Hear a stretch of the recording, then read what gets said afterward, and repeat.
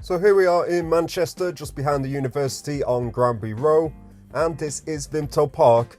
Now, if you've never heard of it, that's because most people just walk straight past it without giving it a second thought.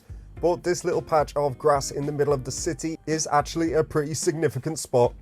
Because right here, on this exact site, one of Britain's most famous soft drinks was invented. This is where Vimto was born, and that big wooden sculpture in the middle of the park is there to make sure nobody forgets it. So let's start with the basics and what actually is Vimto. So Vimto is a British mixed fruit soft drink containing the juice of grapes, raspberries and blackcurrants, flavoured with herbs and spices.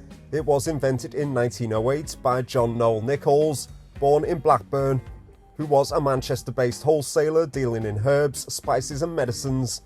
Nichols spotted an opportunity for non-alcoholic beverages inspired by the temperance movement and changes brought about by the 1908 Licensing Act, which aimed to curb alcohol consumption. It was originally sold under the name Vim Tonic, which Nichols shortened to Vimto in 1912. It was originally registered as a health tonic or medicine when first created, but was then re-registered as a cordial in 1913. So what started as a Victorian health supplement, something people drank because they thought it would cure ailments, became one of the most recognisable soft drinks in Britain, and it all started right here on Granby Row in Manchester in 1908.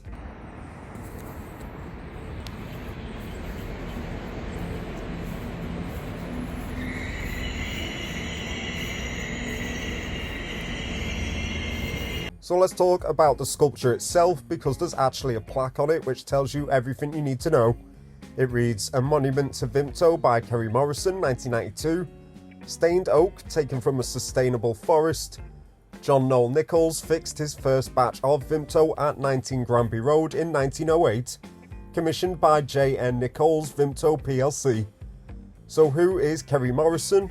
She's an environmental artist who studied at Manchester Metropolitan University. Her work focused on how humans connect with the world around them, and what she created here is genuinely striking. 3.5 metres tall, a giant wooden Vimto bottle, surrounded by oversized versions of the actual ingredients. The grapes, the raspberries, the blackcurrants, the herbs and spices, all carved out of stained oak from a sustainable forest. It's basically the entire recipe built in wood and stuck in a Manchester park. And after nearly 20 years of Manchester rain doing its thing, the monument was restored in 2011. During that restoration, they actually changed the grapes from red to green to more accurately reflect what goes into the Vimto, replaced the blackcurrants entirely and built a brand new wooden barrel for the base of the bottle. So what you're looking at now is the restored 2011 version, but the original has been standing on this spot since 1992.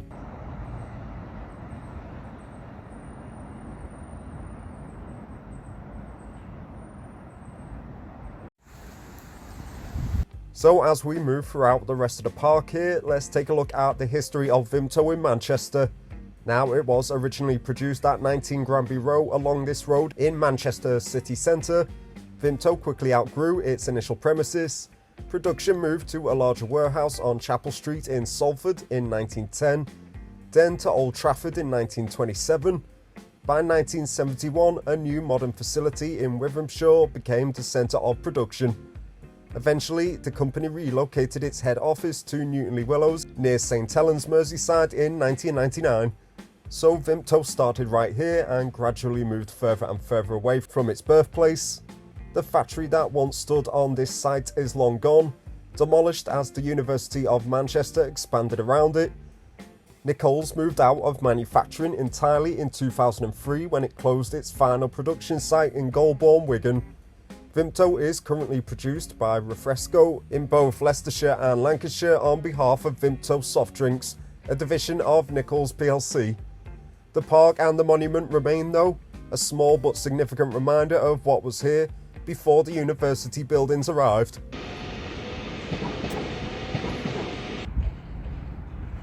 So what else is actually in the park beyond the sculpture? Well, as you've seen so far, it is a pretty small and simple space. Nothing fancy about it. A few benches, some decent sized trees giving you a bit of shade. Nice to sit in on a sunny day. It's right next to Manchester Piccadilly, so it's really easy to get to, and the gay village is just around the corner.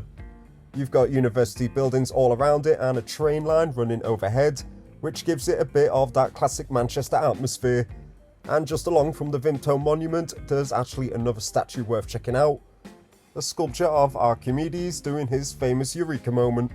So you've got two pretty interesting bits of public art in one small space, which most people have no idea is even here. There are also information plaques dotted around the monument explaining the history of Vimto and its connection to this specific spot. And every year in early October, the park comes to life a bit more. Vimto celebrates their birthday here with live music and family activities. Entry is completely free, so if you're passing through Manchester, it's well worth 5 minutes of your time.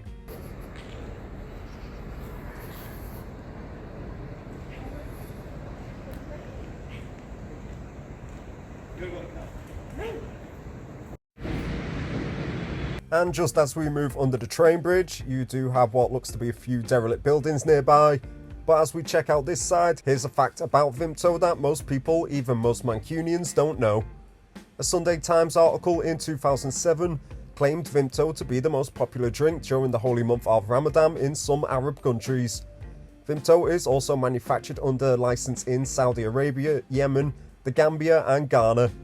A drink invented by a Blackburn-born Victorian herbalist as a temperance health tonic in Manchester in 1908, became the most popular drink across the Arab Peninsula for breaking the Ramadan fast. The drink that John Noel Nichols mixed up in a warehouse on this spot is now a cultural institution in a completely different part of the world. The drink in its original incarnation is still maintained as a health tonic among West Africans and is marketed as such. That is pretty extraordinary for a drink that started life as a Victorian health supplement on a Manchester backstreet.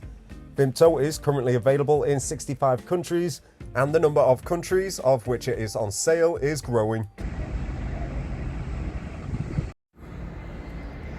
And back home in Britain, Vimto has become a lot more than just a soft drink over the years.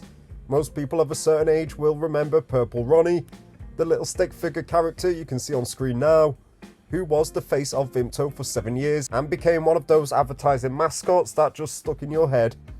Then there was Matt Lucas, who recorded a Vimto version of a famous disco song for one of their adverts, and of course the giant dad pants advert that ended up on British TV screens. It's that kind of quirky, unpredictable brand that people just seem to love. And it's not just the drink itself anymore either. Vimto bonbons, ice lollies, energy drinks, cheeky Vimto cocktails.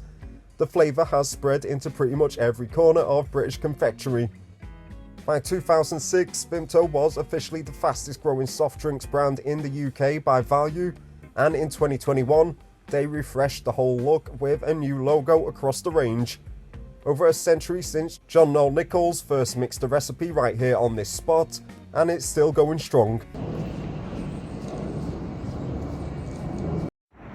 So why does a small park with a wooden sculpture matter to Manchester? Because Vimto Park is one of those places that tells you something about this city that the bigger landmarks don't. Manchester is famous for its music, its football, its Industrial Revolution history, its architecture, but it also has this, a small patch of green where a man called John Noel Nichols invented a purple drink in 1908, and the city decided it was worth commemorating forever. The wooden monument serves as a meeting point, a place of study, a landmark for directions, and a spot where locals and visitors alike gather and socialise. It's not grand, it's not dramatic, but it's genuinely Manchester, a city that takes its own history seriously enough to carve it in stained oak and put it in a park behind a university campus where it has been quietly standing for over 30 years. And it turns out the story of how a health tonic invented here became the Ramadan drink of the Arab world is one of the most interesting stories this city has to tell, right here on Granby Row in Manchester.